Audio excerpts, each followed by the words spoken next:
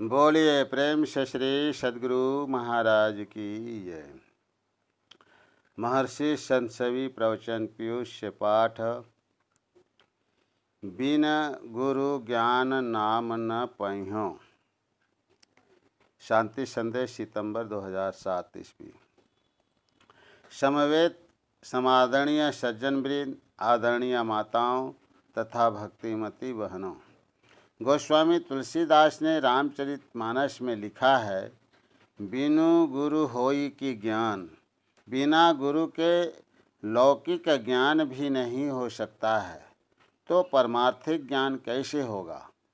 लौकिक जीवन यापन के लिए जैसे लौकिक गुरु की आवश्यकता होती है, उसी तरह से पारलौकिक जीवन यापन के लिए पारलौकिक गुरु की आवश्यकता होती है। वे हमें अध्यात्म ज्ञान का उपदेश देते हैं। भगवान श्री कृष्ण ने गीता के 4 अध्याय में कहा है, तद्वि प्रणिपातेन परिप्रसेन सेवया उपदेक्षन्ति ते ज्ञानम ज्ञानिनस्तत्त्वदर्शिनः।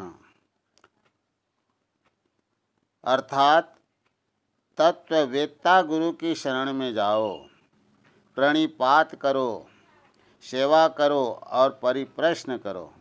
वे तुम्हारी जिज्ञासाओं का समाधान करेंगे। आध्यात्मिक गुरु कैसे होते हैं?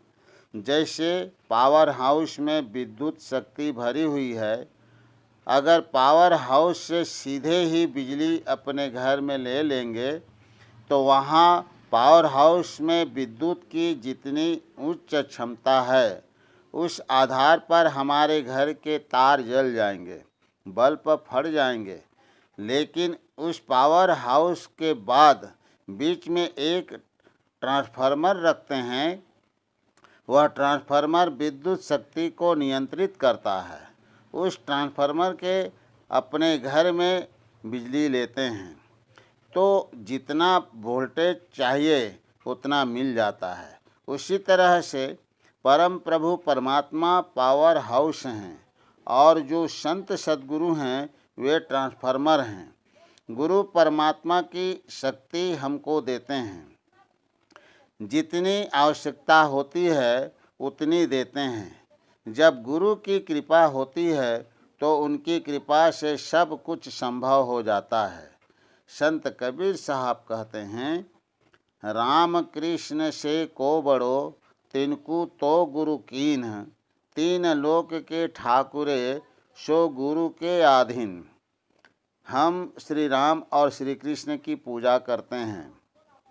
श्री राम के 2 पुत्र थे, श्री राम के 2 गुरु थे और श्री कृष्ण के भी 2 गुरु थे। श्री राम के लौकिक गुरु थे विश्वामित्र जी और पारलौकिक आध्यात्मिक गुरु थे वशिष्ठ जी।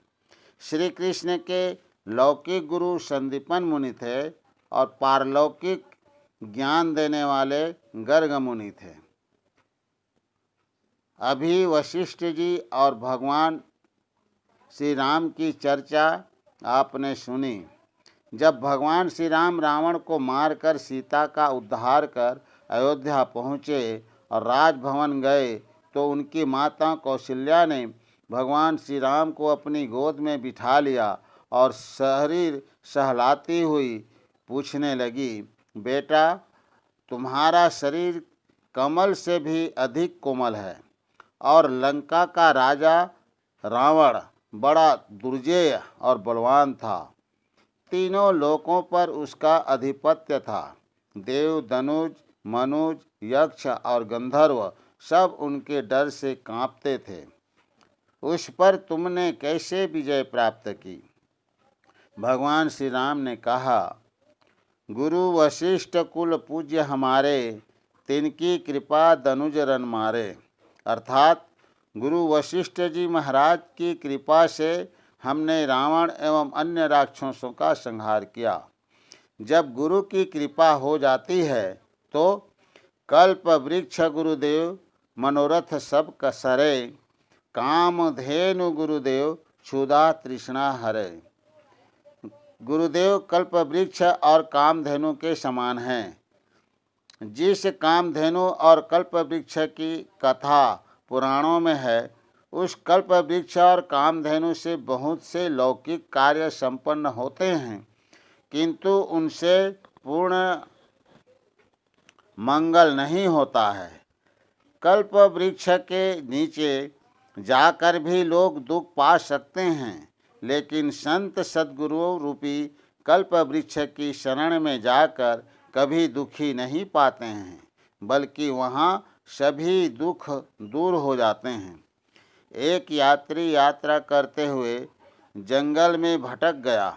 भूखा प्यासा तो था ही, बेचारा थक कर एक वृक्ष के नीचे बैठ गया और सोचने लगा, खाने के लिए जंगल में क्या मिलेगा, कम से कम पानी भी मिल जाता तो पी लेता, कुछ शांति मिल जाती।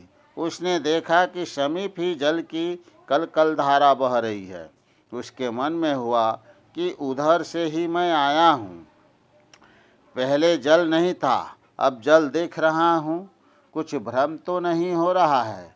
उसने नज़दीक जाकर देखा कि ठीक जल ही की धारा बह रही है।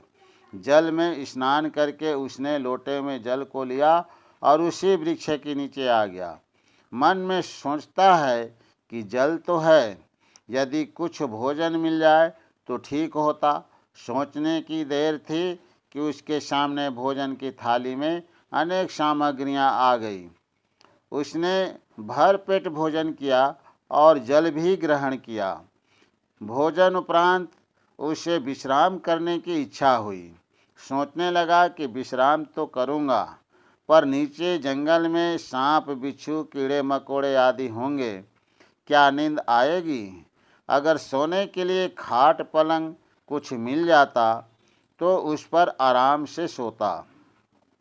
शीघ्र ही उसने देखा कि पलंग, तोशक, तकिया आदि सभी लगे हैं।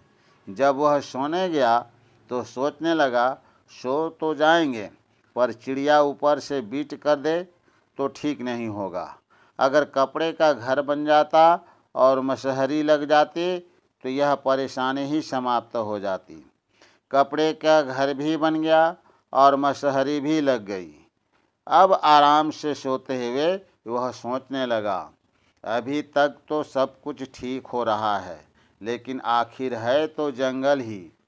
कहीं बाघ आ गया और गला मरोड़ दिया, तब तो जीवन ही समाप्त हो जाएगा। ठीक उसी समय बाघ भी आ गया और उसका गला मरोड़ दिया। इस तरह उसकी जीवन लीला समाप्त हो गई। आपने देखा कि दुनिया का जो कल्प वृक्ष है, उसके नीचे जाकर भी दुख होता है, लेकिन संत सद्गुरु जो कल्प वृक्ष होते हैं, उनके आदेश के परिवेश में अपने को रखने से देहिक, देविक और भौतिक तीनों ताप दूर होते हैं। इसलिए संत सद्गुरु में विश्वास करनी चाहिए।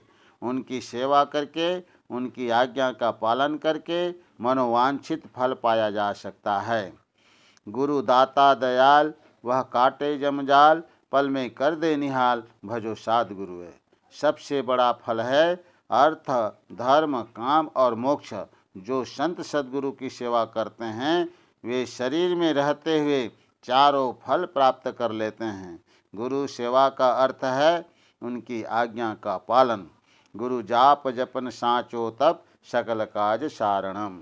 ओ सद्गुरु महर्षि संत सेवी परमन जी का यह प्रवचन पट्टालम, चेन्नई में श्री अरुण कुमार अग्रवाल के निवास स्थान पर रात्रिकालीन सत्संग के अवसर पर दिनांक 10/2/2005 ईस्वी को हुआ था। शांति संदेश सितंबर 2007। बोलिए प्रेम से श्री सद्गुरु महाराज की जय।